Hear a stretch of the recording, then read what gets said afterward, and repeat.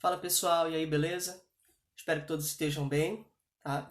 A partir de agora a gente vai fazer uma discussão sobre geografia física, especificamente climatologia, ok? Bom, dentro dessa perspectiva, o que nós temos hoje? Nós temos dinâmica geral da atmosfera, origem dos ventos e zona de convergência intertropical. Ah, professor, parece ser muito difícil, parece ser complicado. Não, gente, não é difícil, não é complicado. O que a gente precisa ter é bastante atenção em cada conceito, em cada tema, em cada ponto que vai ser discutido a partir de agora, ok? Só que antes da gente começar a nossa aula, a gente precisa entender o seguinte, que a gente vai fazer uma discussão da geografia física, mas a gente não pode desconsiderar a ideia de que na tua prova pode ser cobrada a presença do homem dentro dessa natureza, a intervenção do homem nessa natureza e, sobretudo, os impactos que essa ação do homem vai gerar nessa natureza. Nessa perspectiva, o que eu quero que vocês entendam? Que quando a gente estuda a geografia física, a gente não pode desconsiderar as questões humanas, ou seja, quando eu estudo a natureza, eu tenho que entender o homem e, principalmente, a relação desse homem com essa natureza e atentar para os impactos que podem ser ocasionados a partir dessa relação homem-natureza, certo? Então, eu quero que vocês entendam que nós não podemos trabalhar geografia física desconsiderando as questões humanas. Não podemos discutir nenhum fenômeno da natureza, certo? Não podemos discutir nenhum elemento da natureza desconsiderando a ação do homem nessa natureza, ok? Então nós temos aí dinâmica geral da atmosfera, origem dos ventos e zona de convergência intertropical. A gente vai fazer uma discussão bem legal, tá? Ao longo do vídeo, eu quero que vocês façam anotações, peguem o caderno, a caneta, o bloco de notas e vamos lá, certo? Para a gente iniciar a nossa aula, a gente precisa primeiro entender o conceito de atmosfera, já que nós vamos falar de dinâmica geral da atmosfera, a gente precisa entender esse conceito e a gente precisa compreender também a origem dessa camada externa da Terra. É muito importante para que a gente possa entender a sua dinâmica. Então, primeiro nós vamos partir do entendimento do conceito de atmosfera e, em seguida, vamos entender a origem da atmosfera para que depois a gente possa continuar a discussão sobre essa camada aí, sobre as suas características, ok? Então, de cara, a gente vai lembrar que a atmosfera é uma camada que cobre a Terra, certo? E essa camada é composta por gases. Professor, mas como esses gases chegaram ali? Como esses gases formaram essa camada? É exatamente isso que eu quero trazer para vocês agora. Aí você tem no slide de vocês, tá, alguns desses gases que compõem essa camada. Olha lá, oxigênio, nitrogênio, argônio, gás carbônico e etc. Né? É muito importante a gente lembrar o seguinte, que há uma necessidade de essa camada estar em equilíbrio, certo? Então, não esqueçam desse detalhe. Então, olha lá, voltando. A atmosfera é uma camada que cobre a Terra, certo? E ela é constituída por vários gases. Aí, há uma grande importância ligada à existência desses gases aí, ok? Bom, professor, e como essa camada surgiu? Gente, é muito simples. Ela, claro, não surgiu de forma imediata, certo? Nada na Terra surgiu de forma imediata. Tudo passou por um processo muito longo de transformação para que a Terra pudesse se apresentar na forma que ela é hoje. Então, o que nós temos aí? Vamos pensar na origem da Terra. A Terra surgiu como um planeta muito quente, não tinha nenhuma vida, certo? A parte superficial da Terra ela não era sólida como a gente conhece hoje, ok? A gente tinha um material pastoso aí, tá? Esse material muito quente, ao longo do tempo, foi sofrendo um processo de resfriamento e isso resultou no surgimento da litosfera, que é a camada rochosa da Terra, a camada superficial rochosa da Terra. Então, o que nós temos aí? O surgimento da primeira camada na Terra, que foi a litosfera. Com o processo de resfriamento desse material muito quente que estava nessa superfície da Terra, né, o que a gente vai perceber? Que alguns gases vão ser lançados para cima da Terra. Dentre esses gases, a gente tem, por exemplo, o vapor d'água, o gás carbônico, tá? São exemplos de gases que foram lançados para cima da Terra após o processo de resfriamento da Terra. E isso, claro, demorou milhares de anos, não foi de um dia para o outro, por exemplo, certo? Esses gases que foram lançados para cima da Terra deram origem exatamente a quem? A atmosfera. Os gases foram lançados e formaram a atmosfera. Bom, logo após a formação da atmosfera, a gente vai ter a formação da hidrosfera, ok? Professor, como? Pensa comigo aí, pessoal. Dentre os gases que eu citei para vocês, a gente teve qual? O vapor d'água, ok? Esse vapor d'água ficou concentrado ali na atmosfera e quando ele ficou muito concentrado, ele ficou pesado e ele desceu, ok? E ao descer, ele vai sofrer um processo chamado de condensação. É a passagem da água do estado de vapor para o estado líquido. Ou seja, esse vapor d'água então vai cair em forma de chuva. Essa chuva que vai caindo ao longo de milhares de anos vai formar a hidrosfera, a camada de água da Terra. Vai formar os rios, os mares, os lagos, os oceanos e etc. Então, primeiro nós tivemos quem? Litosfera. Depois nós tivemos quem? A atmosfera. Depois nós tivemos a hidrosfera. E em seguida a gente vai ter o surgimento da biosfera. Professor, então quer dizer que os primeiros seres vivos surgiram dentro dessa camada hídrica da Terra, chamada de hidrosfera? Exatamente, galera. A biosfera surge na hidrosfera. Os primeiros seres vivos, portanto, surgiram na hidrosfera. Porém, a gente precisa lembrar o seguinte, que esses seres vivos sofreram um processo de evolução. Então, essas espécies diversas, tá, de seres vivos que surgiram na hidrosfera foram evoluindo até chegar às demais camadas, até chegar à atmosfera e à litosfera, por exemplo, certo? Então, logo eu consigo compreender que a biosfera é uma camada da Terra que está presente em várias camadas, ok? A gente vai discutir um pouco disso lá na frente e por que a gente precisa entender isso aí também, certo, pessoal? Então, olha lá, resumindo, a atmosfera ela não surgiu de forma imediata, ela passou por todo um processo demorado aí até que ela pudesse se formar, ok? E ela tem uma importância muito grande, a gente vai entender a importância dessa camada aí. Bom, com pouco mais de 800 km de altitude, a atmosfera pode ser dividida em várias camadas e cada uma dessas camadas apresenta uma importância, certo? Para nós, seres humanos, as camadas mais importantes são essas colocadas aí. A troposfera, que é a camada onde vivemos, a troposfera é a camada mais próxima da superfície da Terra, ok? Você tem a estratosfera, que é onde nós temos a presença da camada de ozônio, e tem uma importância extremamente grande, tá, para a vida na Terra. E você tem a ionosfera, que é onde reflete as ondas eletromagnéticas, ok? Então, só um exemplo aí de algumas camadas, tá, da atmosfera que são importantes para a gente.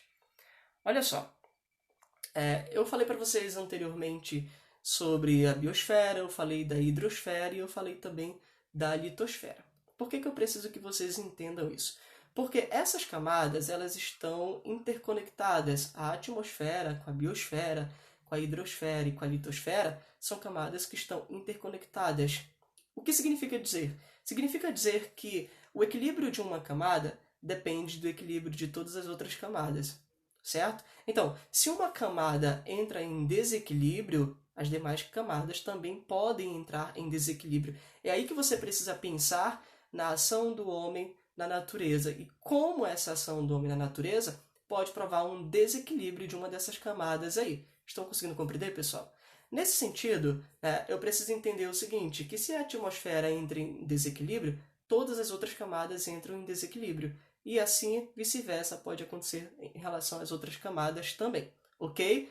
Bom, nessa perspectiva, o que eu não posso esquecer? Que a biosfera é a camada que está ali no meio de todas as outras camadas. Eu tenho litosfera de um lado, eu tenho hidrosfera de outro, e eu tenho atmosfera. Bem no meio das três camadas eu tenho quem? A biosfera. Por que eu tenho a biosfera bem no meio das três camadas? Porque a biosfera é a camada de vida da Terra. Nesse sentido, eu preciso compreender que a vida na Terra não existe somente na parte superficial. Nós temos vida na superfície da Terra, nós temos vida no ar E nós temos vida nos rios, nos mares, nos lagos, oceanos, etc. Por isso que vocês vão perceber que a biosfera, como vocês conseguem identificar aqui nessa imagem, ela encontra-se bem no meio, certo? Você tem litosfera, hidrosfera e você tem atmosfera.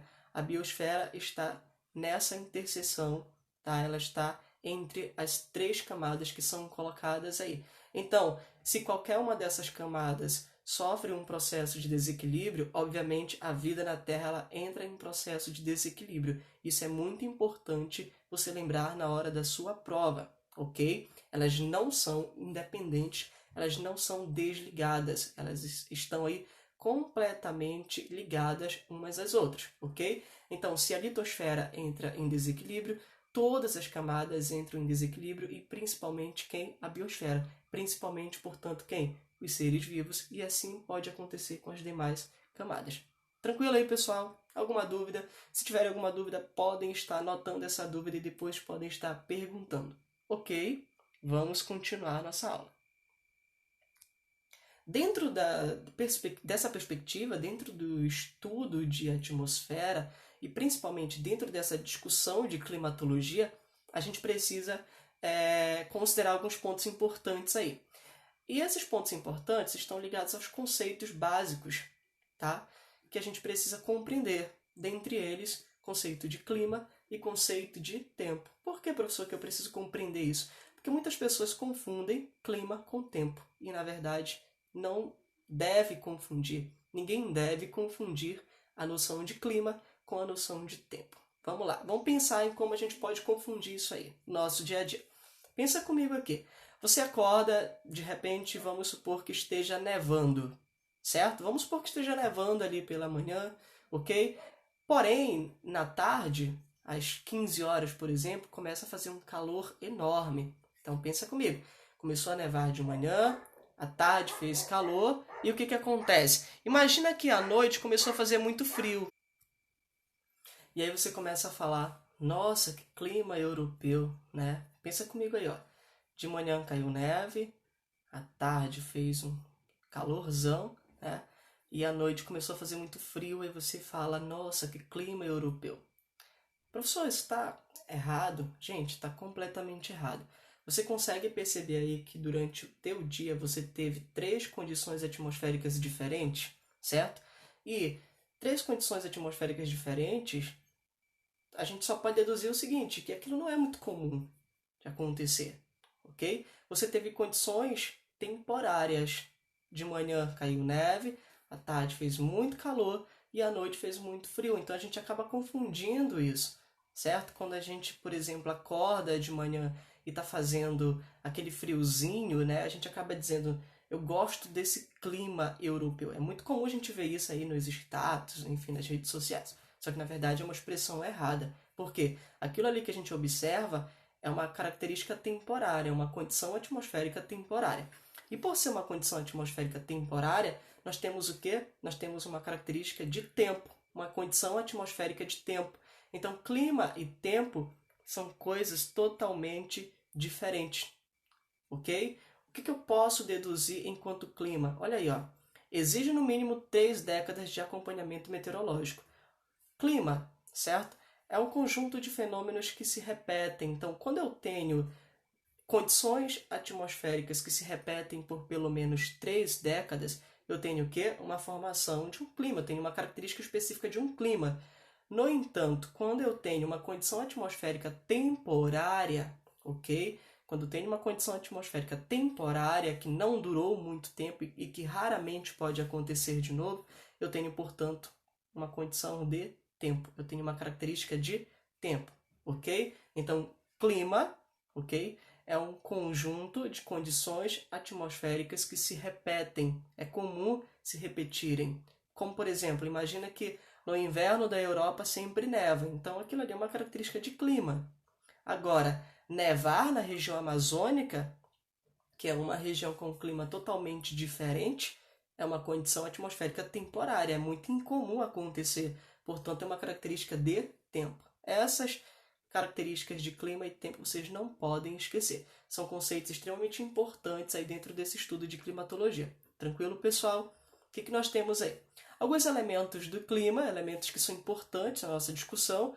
Você tem temperatura, tá, atmosférica, você tem chuvas, você tem umidade, massa de ar, pressão atmosférica e ventos. São elementos dos climas, ok?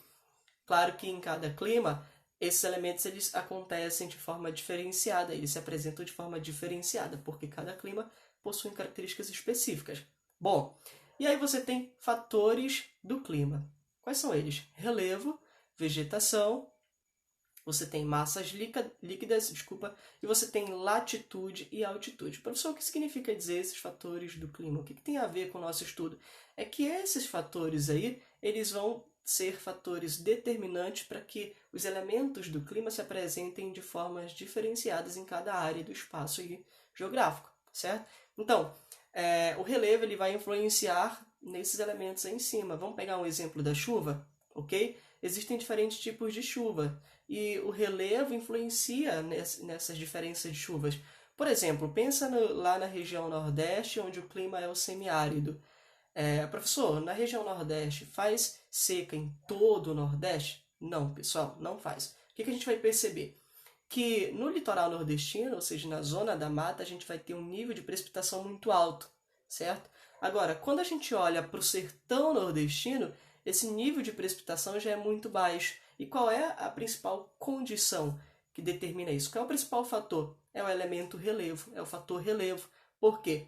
Você tem uma área de planaltos ali, e esses planaltos, esses morros, por exemplo, eles impedem com que a nuvem que sai do litoral em direção ao sertão passe para o sertão. Ela acaba batendo nesse relevo e voltando. Então, olha que interessante, né? Por conta dessa condição de relevo, o litoral do Nordeste apresenta um nível de precipitação muito grande, uma alta incidência de chuva, enquanto que no sertão, ali no interior do Nordeste, a gente já vai perceber que esse nível de precipitação já é baixo, se comparado com o litoral. Eu tenho uma baixa incidência de chuva, e isso por conta do quê? Desse fator relevo. Então, é um fator que vai determinar essa característica aí, certo? Então, é muito importante a gente compreender de que forma eles interferem nesses elementos do clima. Tranquilo, pessoal? E é isso que a gente vai discutir agora, ok?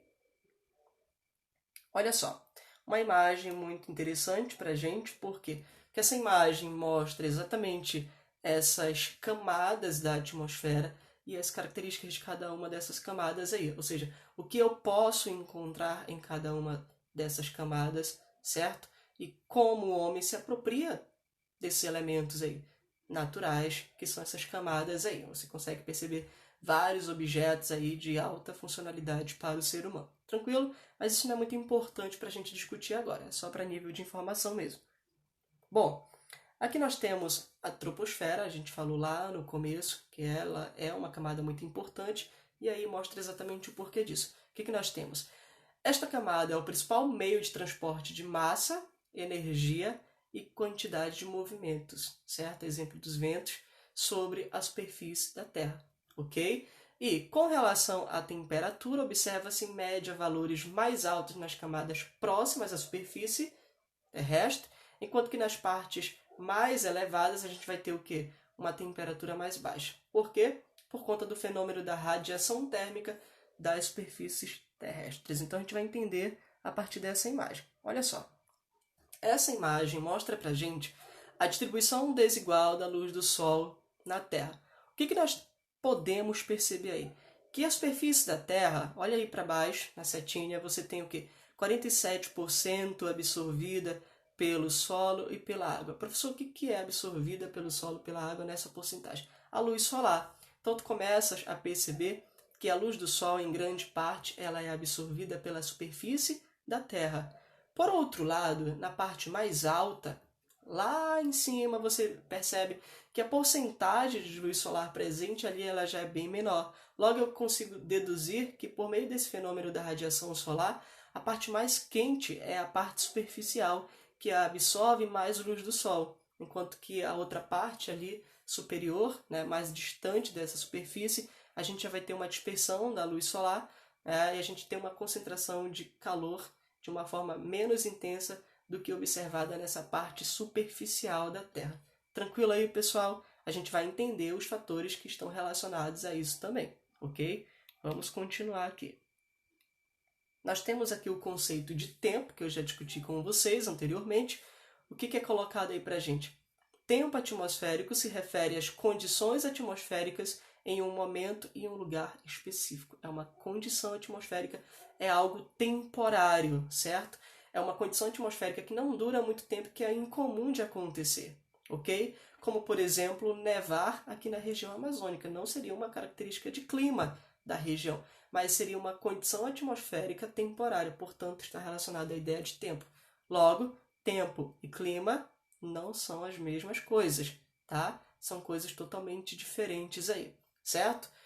É algo que varia durante o dia. Eu dei o exemplo da neve de manhã, do calor à tarde, do frio à noite. Tranquilo, pessoal? Tudo bem até aí? Alguma dúvida? Vamos continuar. Se tiverem dúvidas, podem estar anotando essas dúvidas aí, ok?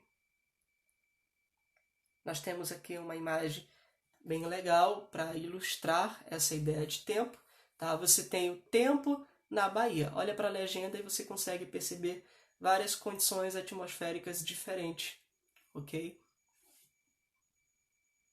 Bom, clima, voltando à ideia, é a sucessão habitual dos tipos de tempo de um determinado local da superfície terrestre. Um pouquinho complicado, né? Mas vamos entender isso aí. Quando nós falamos que clima é a sucessão habitual dos tipos de tempo, significa dizer que essas condições atmosféricas que estavam relacionadas à ideia de tempo, quando passam a se repetir por vários anos, né, por pelo menos 30 anos, essas condições que eram relacionadas à ideia de tempo, agora passam a fazer parte da ideia de clima. Ou seja, para eu criar uma característica de um clima, eu preciso avaliar as condições atmosféricas por pelo menos 30 anos. Então, por exemplo, se durante o inverno na Europa todos os anos nevou e isso se repete por pelo menos 30 anos, nevar no inverno na Europa, portanto, vai ser uma característica de clima. Entenderam, pessoal? Então, para a gente ter as características de clima que nós temos hoje, todas as suas características, todos os seus fenômenos, todas as condições atmosféricas foram avaliadas e estudadas por pelo menos 30 anos. Aquele fenômeno que era incomum de acontecer quando ele passa a se repetir por várias vezes, ele é observado de uma forma mais detalhada. Tranquilo? Até chegar a essa noção de clima. Tudo bem até aí, pessoal? Você tem aí os elementos do clima, que nós já discutimos anteriormente, e nós temos aí os fatores do clima, que também já foram discutidos anteriormente. Vamos continuar. Temperatura atmosférica. Agora a gente vai entender como esse elemento, temperatura atmosférica, pode variar com base naqueles fatores climáticos que eu coloquei para vocês lá no começo. Olha só, o primeiro fator que a gente precisa entender é o fator latitude. Primeiro vamos lembrar o que é a latitude. Gente, a latitude é a distância em graus que varia de 0 a 90 graus para norte, 0 a 90 graus para sul, certo? Então, a latitude sempre vai de 0 a 90 graus para norte, 0 a 90 graus para sul. Professor, onde é que eu tenho latitude 0 grau? Gente, latitude 0 grau eu tenho na linha do Equador, ok? Ali é a latitude 0 grau. Agora, quando eu estou indo para o Polo Norte, eu estou aumentando a minha latitude até chegar aos meus 90 graus. E quando eu vou para o Polo Sul, eu também estou aumentando a minha latitude até chegar aos meus 90 graus. Então, 90 graus para norte, 90 graus para sul. Professor, então quer dizer que a temperatura ela vai variar com base nessa variação da latitude, seja no seu aumento ou na sua diminuição? Exatamente, pessoal. Quando eu tenho latitude 0, quando a minha latitude é 0, certo? A minha temperatura é mais alta. E quando a minha latitude é 90 graus, ou próximo de 90 graus, a minha temperatura é mais baixa. Então, olha essa regrinha aí em relação à temperatura-latitude. A relação entre a temperatura e a latitude é que esses dois pontos aí são inversamente proporcionais. Temperatura e latitude são inversamente proporcionais. Como é que eu posso entender isso? Quanto menor a latitude, maior é a temperatura. Tranquilo? E quanto maior é a latitude, menor é a temperatura. Ou seja, em áreas próximas ao Equador, onde a latitude é mais baixa, eu tenho o quê? Temperatura mais elevada. E, em contrapartida, em áreas próximas aos polos, seja o norte ou o sul, onde a latitude é mais alta, a temperatura é o quê? Mais baixa. São inversamente proporcionais, como vocês conseguem perceber nessa ilustração aí. Você tem aí alta latitude, distante do Equador, você tem baixa temperatura, certo? E baixa latitude, próxima do Equador, né, que nós temos alta temperatura. É uma coisa que vocês não podem esquecer em hipótese alguma. Ok, pessoal? Vamos continuar. Tá aqui, olha, uma imagem para vocês entenderem essa distribuição aí, tá? Dessa temperatura na Terra. Por que isso acontece? Gente, a luz do Sol é distribuída na Terra de forma desigual. A primeira coisa que eu preciso lembrar é isso. Isso se dá em função do movimento de rotação e translação da Terra, ok? E por conta disso, por conta dessa distribuição desigual da luz do Sol, nós temos aí as zonas climáticas. Nós temos a zona tropical, fica entre os dois trópicos, aí como vocês conseguem perceber. Nós temos as zonas temperadas norte e sul, e nós temos as zonas polares. Você consegue perceber o seguinte, que na zona tropical é onde nós temos baixas latitudes, não esqueçam disso. Agora, quando eu vou me afastando da zona tropical em direção aos polos, né, o que eu consigo identificar? Que essas latitudes estão aumentando. Olha só que interessante. Na zona tropical eu tenho alta temperatura. E quando eu saio da zona tropical e vou para a zona temperada e para as zonas polares, eu tenho o quê? Baixas temperaturas. A temperatura vai diminuindo. É aquela ideia da relação inversa entre temperatura e latitude. Quando eu tenho uma baixa latitude, eu tenho uma alta temperatura, portanto, na zona tropical. No entanto, quando eu tenho altas latitudes, eu tenho temperaturas muito baixas, portanto, ali nas zonas temperadas e zonas polares. Tranquilo aí, pessoal? Vamos continuar. Outro fator que influencia na temperatura é a minha altitude, certo? Muitas pessoas acabam confundindo, achando que altitude é a mesma coisa que altura. Está completamente errada essa ideia. Por quê? Bom, primeira coisa, altitude é a altura em relação ao nível do mar. Então, eu tenho aqui, ó, nível do mar, e eu tenho uma montanha bem aqui. Quando eu quero estudar a altura dessa montanha, eu não levo em consideração o nível do mar. Eu levo em consideração a base dessa montanha, que já está abaixo do nível do mar. A altura seria isso. Agora, quando eu trabalho a ideia de altitude, eu estou falando do quê? Do nível do mar para cima, ou naquele mesmo nível ali. A altitude, para ser entendida, ela tem que levar em consideração o nível do mar. Então, o que é a altitude? É a altura em relação ao nível do mar. Não posso pegar a parte de baixo. Se eu pegar a parte de baixo, eu já estou trabalhando a ideia de altura. Tranquilo? Bom, esse fator altitude vai influenciar na temperatura. Como assim, professor? É uma relação inversa também, pessoal. São relações inversas como na latitude. O que acontece? Quanto maior for a minha altitude, menor é a minha temperatura. Tranquilo? No entanto, quanto menor for a minha altitude, maior é a minha temperatura. É uma relação inversamente proporcional. Professor, por que em áreas de alta altitude eu tenho uma temperatura mais baixa? Gente, eu preciso compreender que em áreas de alta altitude as partículas de ar ficam desagrupadas, elas ficam fragmentadas entre si, elas não ficam juntas, certo? Eu tenho menos oxigênio, por isso a dificuldade de respirar também. E como essas partículas de ar ficam fragmentadas, a temperatura fica, portanto, mais baixa. Tranquilo aí, pessoal? Isso em áreas de alta altitude. Agora, em áreas de baixa altitude, o que eu consigo notar? Que as partículas de ar elas ficam mais agrupadas, elas ficam mais juntas. Nesse sentido, por ficarem mais juntas e agrupadas, o que acontece com a temperatura? Ela fica mais elevada. Então, é uma relação inversa. Quanto maior a altitude, menor é a temperatura. E quanto menor é a altitude, maior é a temperatura. Então, eu posso deduzir que em uma área de montanha, a temperatura é mais baixa. Agora, em uma área de depressão ou em uma área de planície, a temperatura é mais elevada. Essa imagem ilustra para a gente, resume para a gente exatamente o que eu estou falando aqui. Tranquilo, pessoal? Vamos continuar. Olha só, A altitude exerce grande influência sobre a temperatura, tá? Isso nós falamos anteriormente, você já sabe o motivo. O principal motivo está relacionado à questão das partículas de ar, que em uma área elevada ficam desagrupadas e em uma área baixa ficam mais juntas, tá? Agrupadas, e isso vai influenciar diretamente na temperatura. E não somente na temperatura, a gente vai entender que influencia também em outro ponto que eu vou colocar aqui para vocês.